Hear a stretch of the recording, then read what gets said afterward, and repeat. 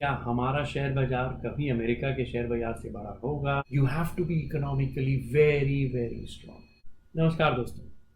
भारत और अमेरिका का कंपैरिजन तुलना बहुत ज़्यादा होती है और कई बार हम सोचते हैं कि क्या हमारा शेयर बाजार कभी अमेरिका के शेयर बाजार से बड़ा होगा? क्या हमारी इकोनॉमी कभी अमेरिका की इकोनॉमी से बड़ी होगी? और क्या इंडिया भी एक अमेरिका जैसा सुपर पावर बनेगा या नहीं? मैं बॉस्टन में हूँ, यूएसए में, और करीब पिछले 20 सालों से अमेरिका आ रहा हूँ और मैंने काफ़ी कुछ देखा है, काफ़ी लोगों से मिला हूँ, बड़ी बड़ी यूनिवर्सिटी से मिला हूँ, लोगों से मिला हूँ। मेरे काफ़ी आईआईटी और आईआईएम के फ्रेंड्स यहाँ हैं, उनसे एक पर्सपेक्टिव मिलता है देश का। तो आज कुछ कहानियों से मैं भारत और अमेरिका की थोड़ी बहुत तुलना करूँगा, लेकिन आपको ये ज़रूर बताऊँगा कि अमेरिका इतना बड़ा सुपर पावर क्यों है। और ये आम चीज़ें जो आप न्यूज़ में सुनते हैं उससे बहुत अलग एनालिसिस है। ये रोज़मर्रा की एनालिसिस है जो मैं ऑन द ग्राउंड लोगों से मिल के ऑब्जर्व करके करता हूँ। पहली दो तीन कहानियां हैं ऊबर ड्राइवर्स को लेकर अमेरिका की। कुछ दिन पहले हम वर्जीनिया से, एक रिचमंड से शार्लेट जा रहे थे, तो हमने ऊबर करी। और आपको अचंभा होगा, जो ऊबर के ड्राइवर थे ना, एक बहुत बुजुर्ग इंसान थे। मेरे हिसाब से उनकी उम्र कम से कम 75 साल थी। अब प्रॉब्लम ये हो गया है कि मैंने उनकी तस्वीर नहीं ली, मुझे लेनी चाहिए थी। लेकिन ये जो 75 साल के इंसान थे ना, आप अचंभा करेंगे, इन्होंने एक ऑक्सीजन का सिलेंडर लगा रखा था जो राइट साइड में इनके पड़ा हुआ था। और पूरी वो 2 घंटे की जर्नी में इन्होंने हमसे गप मारी है, पूरा उस पर्टिकुलर एरिया के इतिहास के बारे में बताया है। और कभी भी हमें ऐसा नहीं भी फील हुआ कि ये एक्चुअली पेशेंट हैं, थोड़े बीमार हैं, लेकिन खुश थे, गाड़ी चला रहे थे, अपनी कमाई कर रहे थे। और उनके अपने बुढ़ापे का कुछ भी ऐसा नहीं था कि मैं बुजुर्ग हूँ, मैं कुछ नहीं कर पाऊँगा। तो डिग्निटी ऑफ लेबर जो है अमेरिका में बहुत इम्पॉर्टेंट है। इसकी ये लोग बहुत इज्जत करते हैं और किसी भी तरह का काम हो कभी भी नीचा नहीं देखते हैं।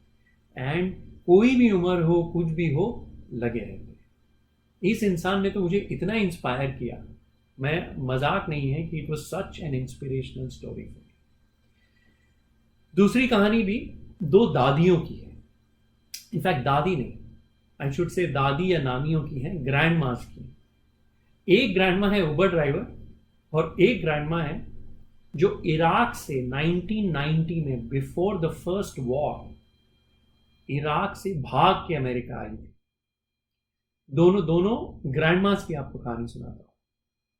पहली जो उबर ड्राइवर हैं, उनको भी हम एक एयरपोर्ट में मिले, रात को करीब 12:30 बजे हम लैंड किए। तो हमने गाड़ी जब ली तो अगेन एक बुजुर्ग महिला महिला उबर चला रही थी। तो हमने पूछा कि रात के 12:30 बज रहे हैं, आपकी तो उम्र हो गई है, आप उबर क्यों चला रही हैं? आपको अचंभा होगा, उनके 7 बच्चे हैं, सातों जेल में थे, ऑल 7। और मैं यहाँ बिल्कुल भी एग्जैजरेट नहीं कर रहा हूँ। सातों बच्चे, कोई थेफ्ट के लिए, कोई पिक पॉकेट के लिए, कोई ड्रग चार्ज के लिए। So she was a Caucasian woman, white woman थी अमेरिका की। और 13 उनके ग्रैंड चिल्ड्रन हैं, 13 पोता पोती वगैरह हैं। और उन 13 बच्चों का ख्याल वो और उनके हस्बैंड रखते हैं। तो सातों बच्चे जेल में। ये कहानी जो थी, मुझे इतना अचंभा हुआ सुन के, लेकिन सच्ची घटना है। तो प्रॉब्लम क्या है कि मेहनत तो करनी पड़ेगी और ग्रैंड पेरेंट्स को यहाँ बच्चों का ख्याल रखना होगा। यही मैं आपको दूसरी कहानी बताता हूँ कि इराक से एक औरत, जिनसे हम कल यहाँ बॉस्टन में एक रेस्टोरेंट में बैठे थे और वो हमारे सामने बैठी थी और कुछ उनसे उनकी बातचीत शुरू हो गई। तो उन्होंने कहा कि 1990 में, करीब आज से 33 साल पहले, वो इराक से भाग के आई थी वॉर के पहले। उनके 2 बच्चे हैं। उनकी बेटी जो 1.5 साल की उम्र में, जिसको वो लेके आई थी वहां से भाग कर, आज हार्वर्ड से उन्होंने अंडरग्रेड किया है, कैलिफोर्निया से डॉक्टर बनी है। लेकिन अब प्रॉब्लम समझिए, बेटी की अभी पढ़ाई खत्म नहीं हुई है पूरी। उनकी एक बिटिया हुई है जो 6 महीने की थी और इनकी गोद में थी। लेकिन जो डॉक्टर बेटी वो यहाँ नहीं है, वो कैलिफोर्निया में है, हम ईस्ट कोस्ट में। तो मैंने पूछा कि क्यों? तो उन्होंने कहा कि ख्याल कौन रखेगा बेटी का, मेरी बेटी तो अभी डॉक्टरी पढ़ रही है। तो ये जो बुजुर्ग महिला हैं जिन्होंने अपनी बेटी को, जो इराक से भाग के आई हैं, बेटी को हार्वर्ड में डॉक्टरी पढ़ाई, आज अपनी बेटी की, जो छोटी बिटिया है 6 महीने की, उनका पूरा ख्याल ये रखती है। इसमें आपको मैं कहानी ये बताना चाह रहा हूँ कि अमेरिका में सपोर्ट मिलना इतना महंगा होता है पहला, और बहुत मुश्किल से मिलता है। यहाँ आपको हेल्पर्स नहीं मिलते, यहाँ आपको चाइल्ड सपोर्ट बहुत मुश्किल से मिलता है, तो सारा काम खुद करना पड़ता है। That is the second thing about America, is most of the people do their own thing. ये नहीं है कि जैसे इंडिया में टिपिकली क्या होता है कि हमारे यहाँ हेल्पर्स होते हैं या कोई और हमारी मदद कर देता है, कोई आप काम कर देता है, लेकिन यहाँ सब अपना काम खुद करते हैं। तीसरी चीज जो मुझे लगता है अमेरिका की ग्रेट है, वो है यहाँ की एजुकेशन। तो मेरी बेटी अभी हार्वर्ड यूनिवर्सिटी में एक समर प्रोग्राम कर रही है, इसलिए हम बॉस्टन आए। तो हार्वर्ड यूनिवर्सिटी पूरी हमने घूमी और उसकी हिस्ट्री देखी। मेरे कुछ मित्र हैं जो यहाँ पढ़े हुए भी हैं, तो उनसे भी बातें करी। तो एक चीज समझ में आ गई कि एजुकेशन का जो स्टैंडर्ड है कमाल का है इस देश में। और हार्वर्ड क्लियरली उसमें आपने भी सुना होगा कि 300-350 साल पुरानी यूनिवर्सिटी है, और जॉन हार्वर्ड ने इसको शुरू किया था। और some of the best teachers, best research, Nobel laureates, US presidents ऐसी यूनिवर्सिटी से आते हैं। जब शिक्षा इतनी अच्छी होती है ना, तो दुनिया भर के स्टूडेंट्स, जो बेस्ट स्टूडेंट्स हैं ना, वो वहीं आना चाहते हैं। So Harvard, Ivy League colleges, Stanford, MIT, इतनी सारी जो वर्ल्ड क्लास इंस्टीट्यूशंस हैं, जैसे ऑक्सफोर्ड, कैम्ब्रिज हैं, हमारे यहाँ भी IITs, IIMs हैं। अच्छी इंस्टीट्यूशंस, अच्छी एजुकेशन एक फाउंडेशन होता है किसी भी देश को आगे बढ़ाने का।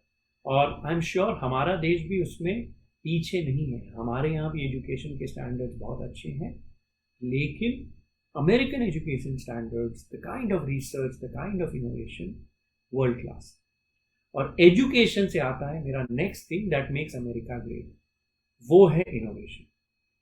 यहाँ रिस्क टेकिंग, R&D और इनोवेशन पे इतना ध्यान दिया जाता है, जो मैंने प्रॉब्लली दुनिया में बहुत कम जगह देखा है। कि आपको कुछ नई चीज़ बनानी है, जाओ बेटा, लो पैसे बनाओ। मुझे रॉकेट उड़ानी है, जाओ उड़ाओ। मुझे कुछ नई चीज़ करनी है, जाओ करो। ये जो इनोवेटिव सोसाइटी है, एंटरप्रेन्योरशिप की सोसाइटी है, रिसर्च ओरिएंटेड सोसाइटी है, और रिस्क टेकिंग के जो पैसा अवेलेबल होता है, जिस चीज़ को वेंचर कैपिटल बोलते हैं, कि किसी ने नया PhD लिख दिया था कि इंडेक्सिंग ऑफ वेब पेजेस, वो कहते हैं इस पर हम सर्च इंजन बनाएंगे, वैसे गूगल बन गया। तो इनोवेशन जो अमेरिका में है, आपको और दुनिया में बहुत कम जगह मिलेगा, इतनी इनोवेटिव सोसाइटी। और इनोवेशन से आता है entrepreneurship. America is a country of entrepreneurs. यहाँ आइडिया आई, आपको रिस्क टेकिंग होती है, आप फेल होते हो, आप नई चीज़ करते हो, लेकिन दुनिया की बड़ी बड़ी कंपनियां आप देख लीजिए, चाहे वो टेक्नोलॉजी है, चाहे वो एयरक्राफ्ट इंजन हैं, चाहे वो डिफेंस है, चाहे वो मिसाइल है, चाहे वो सॉफ्टवेयर है, चाहे वो मोबाइल फ़ोन है, आपको दुनिया की मेरे ख्याल से more than half innovative companies, बड़ी कंपनी अमेरिका से। All of this is linked. आप देखिए जितनी चीज़ें मैंने बताई कि मेहनत करना, खुद का काम खुद करना, इनोवेटिव होना, पढ़ाई पे ध्यान देना, एंटरप्रेन्योरशिप और पैसा, ये सारी चीज़ें जब मिलती है ना, तो मैजिक होता है। That is why America is this magical super power. Next चीज़ मैं बताऊंगा जो यहाँ की कमाल की है, कि ऑनेस्टी। कुछ चीज़ों में अमेरिकन ना बहुत क्लियर हैं, आप उनको मुंहफट, कई बार आपको लगे बहुत मुंहफट है, डायरेक्ट बोलते हैं, लेकिन they take you on face value. अगर आपने कह दिया कि मेरा सेल्स इतना है, तो मान लेते हैं आपका सेल्स इतना है, कंप्लीटली ट्रस्टवर्दी है। आपको रेयरली मिलेगा कि ये बढ़ा चढ़ा के झूठ बोलते हैं। American that they are very direct. कई बार आपको अजीब भी लगेगा, इतना डायरेक्टली कोई कैसे बोल देता है। टिपिकली एशियन सोसाइटीज़ में क्या होता है, स्पेशली इंडिया में, कि हम किसी को बुरा नहीं सुनाना चाहते हैं, या सच नहीं बोलते हैं, या हम ना भी नहीं करते हैं। कोई आपको बोलेगा कि यार मेरी ये चीज़ खरीदोगे, हाँ सोच के बताऊंगा, कल बताऊंगा, परसों बताऊंगा। अमेरिका में ना आपको बोल देगा यार नहीं खरीदना। No means no. घुमा फिरा के बात नहीं करते हैं, थोड़ा डायरेक्ट रहते हैं। कई बार आपको अजीब भी लगेगा, लेकिन मुझे एक बार आपको समझ में आता है ना, ये इनका ये बिहेवियर का पैटर्न ऐसा ही है, तो आपको फिर समझ में आ जाता है कि ये ऐसे ही हैं और ये बेहतर है।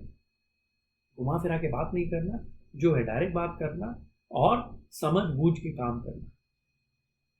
फाइनली मार्केटिंग जो अमेरिका की है वो मुझे कहीं नहीं दिखा है कि एक छोटी सी चीज को बढ़ा चढ़ा के कैसे आप प्रेजेंट करते हैं, इतने सुंदर से मार्केटिंग करते हैं वो अमेरिकन।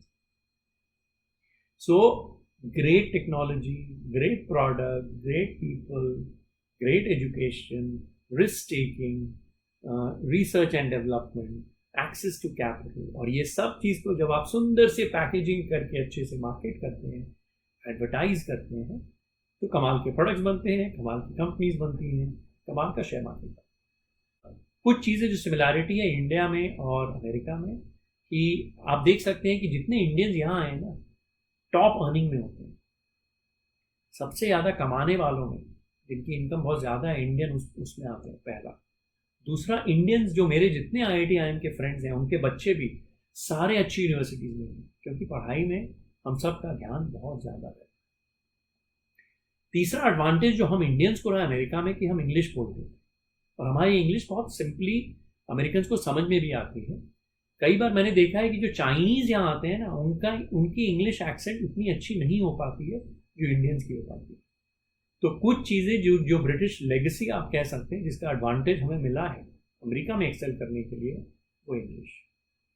और यहाँ तो जो best of the best Indians है वही हैं, इनको बुलाया जाता है, चाहे वो अच्छे इंजीनियरिंग कॉलेज में हों, अच्छे स्टूडेंट्स हों, जो ब्रिलियंट हों। जो ब्रेन ड्रेन जो हुआ था पिछले 25-30 सालों में वो तो मुझे दिखता भी है। तो इसलिए आपने देखा भी होगा कि काफ़ी सारी अमेरिकन कंपनीज के CEOs actually Indian, Google, Adobe and so on, ये आप देख सकते हैं, इंक्लूडिंग माइक्रोसॉफ्ट एंड बड़ी बड़ी कंपनी। तो America is a super power. हमें वहाँ पहुँचने में मुझे लग रहा है कम से कम 50 से 100 साल तो मिनिमम लगेंगे, क्योंकि काफ़ी चीज़ें इंडिया में इंफ्रास्ट्रक्चर वाइज, एजुकेशन वाइज और कैपिटल वाइज ये पीछे, थोड़ा समय लगेगा। लेकिन मुझे लग रहा है कि 50-100 साल में हम शायद वहाँ पहुँच जाएं, क्योंकि हम भी बहुत इनोवेटिव सोसाइटी, हम भी बहुत बहुत एंटरप्रेन्योरियल सोसाइटी हैं। इंडिया में भी आज के दिन स्टार्टअप्स को इतना रिस्क कैपिटल मिल रहा है, नई नई चीज़ें हो रही हैं, क्योंकि most important thing super power होने के लिए होता है ना, पहला अगर मैं आपको चीज़ बताऊँ वो है पैसा। You have to be economically very very strong. America में वो है। हमारे देश को वहाँ पहुँचने में अभी समय लगेगा। जब हमारा GDP से 10 से 12 हज़ार डॉलर मिनिमम हो जाए, जो आज से 4x है, जो मुझे लग रहा है अभी 30-40-50 साल बचे हैं वहाँ पहुँचने में, then we will be a very formidable superpower. May not be number 1, पर दुनिया के टॉप 3 सुपर पावर में तो हम डेफिनेटली होने वाले। समय लगेगा, we will get there, क्योंकि एक चीज जो बहुत सिमिलर है इंडिया और USA में, वो है we are both democratic countries, there is a rule of law. कोई भी उठा केमिकल जेल में नहीं डाल सकता, जो काफ़ी देशों में होता है कि आपने सरकार के अगेंस्ट में कुछ कह दिया, किसी लीडर के अगेंस्ट में कुछ कह दिया, स्पेशली कम्युनिस्ट कंट्रीज में, आपको उठा के चाहे कोई भी आपको जेल में डाल देगा। ऐसा हमारे देश में अमेरिका में नहीं होता है। रूल ऑफ लॉ है और डेमोक्रेसी है, आपकी वोट और मेरी वोट का फर्क। तो यही था अमेरिका के बारे में। मैं बहुत सारी चीज़ें आपको बताऊंगा, बट इस ट्रिप से मेरा की टेक अवे था कि ऑन द ग्राउंड ये कंट्री बहुत हार्डवर्किंग है, लोग बहुत अच्छे हैं, मार्केटिंग गजब करते हैं, कम्युनिकेशन गजब करते हैं, एजुकेशन बहुत अच्छी है, and it's actually a super power.